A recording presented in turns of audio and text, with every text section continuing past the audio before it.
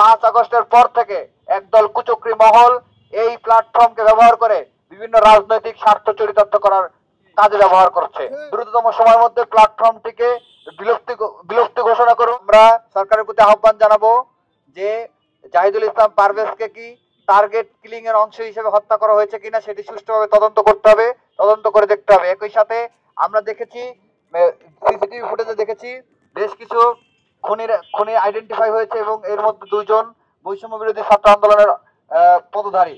আমরা আজকের এই প্রোগ্রাম থেকে এখান থেকে দাবি জানাতে চাই, আপনারা দেখেছেন যখন জুলাই আন্দোলন হয়েছিল, বৈষম্য বিরোধী ছাত্র আন্দোলন ব্যানার গড়ে উঠেছিল, তখন আমাদের কমিটমেন্ট ছিল আমাদের আন্দোলন যখন সফল হবে আমরা সেন্ট্রাল লাইব্রেরির সামনে এসে বৈষম্য বিরোধী ছাত্র আন্দোলন প্ল্যাটফর্ম বিলুপ্তি ঘোষণা করব। কিন্তু অত্যন্ত দুঃখজনক হলেও সত্য, 5 আগস্টের পর থেকে একদল কুচক্রী মহল এই প্ল্যাটফর্মকে ব্যবহার করে বিভিন্ন রাজনৈতিক স্বার্থ চরিতার্থ করার কাজে ব্যবহার করছে। আপনারা দেখেছেন জেলায় জেলায় কমিটির নামে বিভিন্ন জায়গায় এই বৈষম্য বিরোধী ছাত্র আন্দোলনে পদবাণিজ্য হওয়ার সংবাদ আমরা পেয়েছি। আপনারা দেখেছেন এখানে পদধারীরা তারা বিভিন্ন জায়গায় চাঁদাবাজি টেন্ডারবাজিতে জড়িত হয়েছে।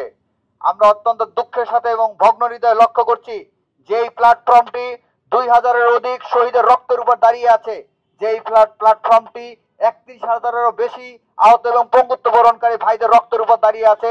সেই প্ল্যাটফর্মটি আমাদের সকলের পবিত্র আমানত। কিন্তু অত্যন্ত দুঃখজনক কতিপয় ব্যক্তিবর্গ এই প্ল্যাটফর্মকে ব্যবহার করে নিজেদের রাজনৈতিক স্বার্থ চরিতার্থ করছে।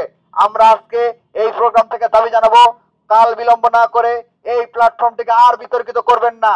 কাল বিলম্ব না করে দ্রুততম সময়ের মধ্যে প্ল্যাটফর্মটিকে বিলুপ্তি ঘোষণা করুন এবং সসম্মানে জুলাই অভ্যুত্থান যাতে আর কোনো বিতর্ক সৃষ্টি না হয়, বৈষম্য বিরোধী ছাত্র আন্দোলন থেকে আর কোনো যাতে বিতর্ক সৃষ্টি না হয়, এই নাম যাতে আর কোনোভাবে কলুষিত না হইতে পারে সেই দিকে সকলকে সজাগ এবং সুদৃষ্টি রাখার আহ্বান জানিয়ে এবং এই খুনিদের দৃষ্টান্তমূলক শাস্তির দাবি জানিয়ে, আপনারা দেখেছেন যে বিভিন্নভাবে গতকালকে থেকে যখন এই সংবাদটা এসেছে যে বৈষম্য বিরোধী ছাত্র আন্দোলনের নেতা পদধারী ব্যক্তি এই খুনের সাথে জড়িত, তখন থেকে একদল স্বার্থান্বেষী মহল বারবার চেষ্টা করছে, বিভিন্ন ট্রায়াল চালানোর মাধ্যমে বলার চেষ্টা করেছে যে বৈষম্য বিরোধী ছাত্র আন্দোলনে কেউ এখানে জড়িত নয় এবং তাদের প্ল্যাটফর্ম থেকে এই পোস্ট পর্যন্ত দিয়েছে।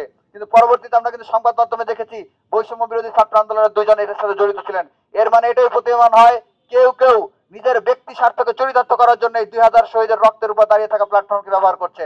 আমরা অবিলম্বে এই খুনিদেরকে যাতে কেউ পিছন থেকে বাঁচানোর চেষ্টা না করতে পারে সেই আহ্বান জানিয়ে, সুষ্ঠু তদন্তের মাধ্যমে তাদের বিচারের আহ্বান জানিয়ে এবং প্ল্যাটফর্মটিকে দ্রুততম সময়ের মধ্যে বিলুপ্ত ঘোষণার আহ্বান জানিয়ে আমার বক্তব্য এখানে শেষ করি। সবাইকে ধন্যবাদ। ইনকিলাব জিন্দাবাদ। আজকের প্রোগ্রাম এখানে সমাপ্ত।